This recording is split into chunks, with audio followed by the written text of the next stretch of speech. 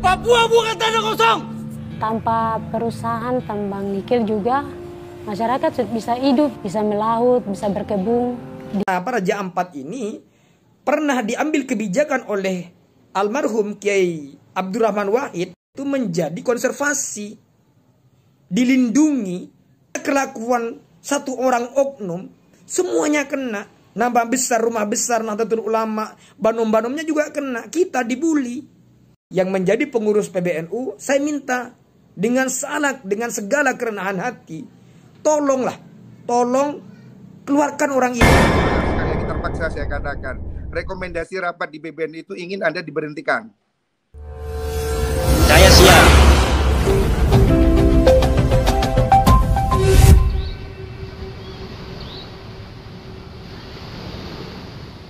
Assalamualaikum warahmatullahi wabarakatuh. Salam jumpa, salam sejahtera untuk Anda semua. Bersama deburan ombak pantai utara Pulau Jawa bagian barat. Ini tepatnya saya berada di daerah Tangerang, Banten. Menyapa Anda sekaligus juga mengajak tukar pikiran dengan Anda. Karena ini posisinya di tepi laut. Kami akan mengulas laut tapi non jauh di sana, di seberang pulau bagian timur. Ya, mungkin Anda sudah menebak berkaitan dengan Raja Ampat yang saat ini sedang ramai diperbincangkan terkait dengan adanya tambang nikel di sana. Yang mana petinggi dalam perusahaan tambang itu adalah juga petinggi di pengurus besar Nahdlatul Ulama, Gus Fahrur Razi. Demikian beliau akrab disapa. Keterlibatan Gus Fahrur sebagai ketua umum PBNU di perusahaan pertambangan tersebut menuai banyak kritik. Dan ada pula yang mengait-ngaitkan sikap Gus Fahrur ini terhadap Kiai Haji Imaduddin Usman Al-Bantani. Sejak beberapa tahun silam setelah munculnya diskursus nasab, Gus Fahrur, satu di antara pengurus PBNU yang tergolong vokal, mengkritisi Kiai Haji Imaduddin Usman Al-Bantani.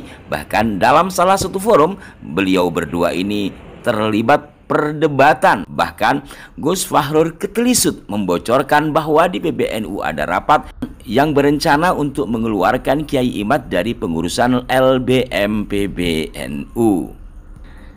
Sekilas kita lihat dulu, kemudian kita elaborasi. Orang itu tergantung dengan apa yang dia pikir, Pak. Kalau orang itu baik, ya ketemu dengan yang baik. Saya ini ketemu dengan habaib yang jenderal, yang polisi, yang tentara, yang dokter, yang konglomerat. Pak Imad ketemu dengan yang dawir. Ya saya nggak tahu ini kenapa sama-sama Habib saya kenal yang jenderal, Anda kenal yang dawir, ya. Makanya sekali-kali turun ke bawah supaya tahu. Dan jangan bawa NU untuk berkonflik. Bahwa NU tidak pada posisi untuk mengikuti apa yang Anda ributkan dalam masalah ini. Mohon maaf Pak ya, mohon maaf sekali lagi terpaksa saya katakan. Rekomendasi rapat di PBNU itu ingin Anda diberhentikan. Nah, saudara-saudaraku sekalian, sebenarnya dua hal yang berbeda ya, kaitan nasab dengan lingkungan hidup. Namun seperti yang telah kami duga, benar ada yang mengait-ngaitkan bahwa apa yang menimpa terhadap diri Gus Fahrur hari ini karena dikatakan kualat oleh Kiai Imad. Benarkah demikian? Wallahu a'lam. Namun yang pasti tindakan yang dilakukan oleh Gus Fahrur memang benar-benar menuai kritik karena apapun dan bagaimanapun PBNU melekat atas diri beliau sebagai pengurus walaupun dalam perusahaan itu beliau atas nama pribadi. Berkenaan dengan hal ini juga salah seorang kader Gerakan Pemuda Ansor menyorotinya dan mari kita simak berikut ini. Assalamualaikum warahmatullahi wabarakatuh. Kali ini saya mencoba untuk mengomentari berkaitan hal kisruhnya penambangan nikel di Raja Ampat yang melibatkan oknum pengurus besar Nahdlatul Ulama. Saya sebenarnya secara pribadi mulai kemarin menahan diri untuk tidak berkomentar berkaitan dengan case ini. Namun kayaknya case ini dijadikan senjata oleh oknum-oknum tertentu atau pihak-pihak tertentu yang pengen menyudutkan marwah Nahdlatul Ulama untuk dijadikan senjata menyerang Nahdlatul Ulama baik secara umum maupun menyerang banom-banomnya Nahdlatul Ulama. Pun demikian secara pribadi sih sebenarnya hati saya juga miris melihat persoalan ini. Makanya hari ini, kali ini saya memberanikan diri untuk berbicara. Sengaja saya pakai jas ansor sebagai bentuk profesionalitas saya, seorang kader bersuara, kalau benar ya benar, kalau salah ya salah. Pertama saya ingin mengomentari berkaitan dengan perilaku oknum ini. Menurut hemat saya, perilaku oknum ini cukup disayangkan. Mestinya ia mempertimbangkan sebelum menerima pinangan untuk menjadi komisaris di perusahaan penambang itu, dipertimbangkan terlebih dahulu, dikaji terlebih dahulu, mengingat dirinya ini adalah pengurus besar Rumah Besar Nahdlatul Ulama. Kedua, melekat pada dirinya oknum ini kan katanya kiai. Setelah saya profiling, seseorang ini ternyata pengurus MUI juga. Mestinya karena di dirinya melekat titel seorang kiai, ia punya wisdom, punya kebijaksanaan untuk mempertimbangkan banyak aspek sebelum menerima pinangan untuk menjadi dewan komisaris. Apakah kemudian perusahaan ini memberikan manfaat, bisa menjaga lingkungan dan lain sebagainya, mestinya kan dipertimbangkan itu. Nyatanya kayaknya orang ini hanya ya sudahlah, yang penting dia dapat cuan. Jangan-jangan dalam benak saya berpikir atau menduga, jangan-jangan oknum ini menjadikan Rumah Besar Nahdlatul Ulama semacam kail untuk mendapatkan keuntungan buat dirinya. Kedua, mestinya oknum ini juga mempelajari secara historical bagaimana kemudian Raja Ampat ini. Sepemahaman saya setelah saya baca beberapa referensi, bahwa Raja Ampat ini, Pulau Raja Ampat ini pernah diambil kebijakan oleh almarhum Kiai Abdurrahman Wahid, mantan presiden kita, itu menjadi konservasi, dilindungi. Mestinya ia sekarang, karena sekarang oknum ini menjadi pengurus besar, menghormati dong keputusan seniornya lah bahasannya. Atau sesepuhnya lah di organisasi ini. Tidak kemudian secara serta-merta menerima. Menurut hemat saya, jujur cukup disayangkan. Kok kesannya hanya melihat keuntungan aja. Mestinya ia mempunyai wisdom, melihat dampak lingkungan dari eksploitasi di Raja Ampat. Mengingat Raja Ampat itu sudah dilindungi. Konservasi alam itu. Konservasi alam. Perlindungan itu diambil kebijakannya di zaman almarhum Kiai Abdurrahman Wahid, mantan Ketua Umum PBNU. Mestinya menghormati itu. Gimana ya, saya melihatnya orang ini kok kesannya tidak punya, mohon maaf, ini hanya berbicara persoalan moral. Memang tidak ada yang salah.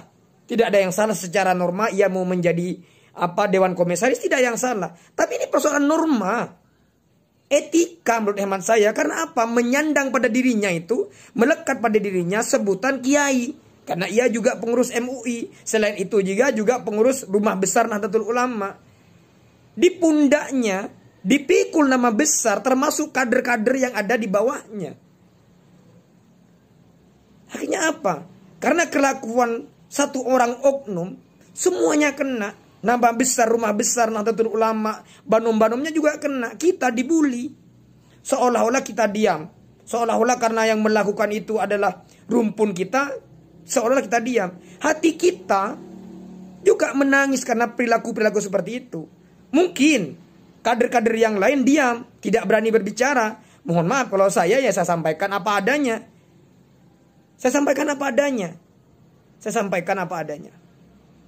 Dan ketiga, saya tidak mengurangi rasa hormat kepada kiai-kiai saya yang menjadi pengurus PBNU. Saya minta dengan segala kerenahan hati, tolong keluarkan orang ini, bersihkan Rumah Besar Nahdlatul Ulama ini dari oknum-oknum seperti itu.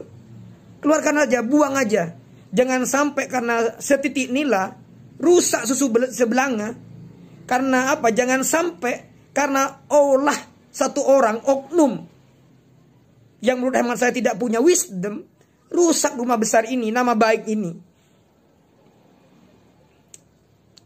Sekali lagi saya minta dengan segala kerendahan hati pengurus PBNU untuk mengambil langkah tegas terhadap perilaku oknum ini. Keluarkan saja. Kalau dia sudah tidak lagi menjadi pengurus PBNU, bebas mau jadi Dewan Komisaris. Karena mengingat dirinya sekarang itu menjadi pengurus besar Nahdlatul Ulama, maka mestinya ia menjaga nama besar Nahdlatul Ulama itu. Tidak kemudian ada tawaran Dewan Komisaris, jalan yang penting ada cuan.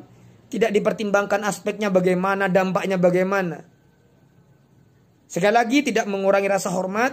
Dan mohon maaf sengaja saya pakai jas kebesaran Ansor ini selaku sebagai bagian dari banomnya Nahdlatul Ulama, bersuara sebagai bukti bahwa kita ini tidak diam terhadap hal-hal yang menurut hemat saya, setidak-tidaknya menurut nurani saya, bahwa apa yang langkah yang diambil oleh oknum ini menurut hemat saya menabrak nurani saya, setidak-tidaknya dari aspek moral. Karena kenapa? Melekat pada dirinya itu adalah pengurus besar Nahdlatul Ulama, kiai yang mestinya itu mengayomi, punya wisdom, punya kebijaksanaan dalam hal mengambil sesuatu itu dipertimbangkan banyak aspek. Nyatanya tidak. Yang dipikirkan hanyalah cuan. Karena saya yakin kalau ia mempertimbangkan secara matang, mengingat di situ juga ada kebijakan mantan presiden yang notabene-nya adalah mantan ketua umum PBNU, yaitu Kiai Abdurrahman Wahid, mestinya ia nolak. Nyatanya yang menikmati itu, meskipun kerusakan terjadi di Raja Ampat. Sekali lagi, tidak mengurangi rasa hormat saya terhadap kiai saya di pengurus besar Nahdlatul Ulama. Saya mohon dengan segala kerendahan hati untuk membersihkan oknum-oknum seperti itu dari rumah besar Nahdlatul Ulama. Terima kasih. Wassalamualaikum warahmatullahi wabarakatuh.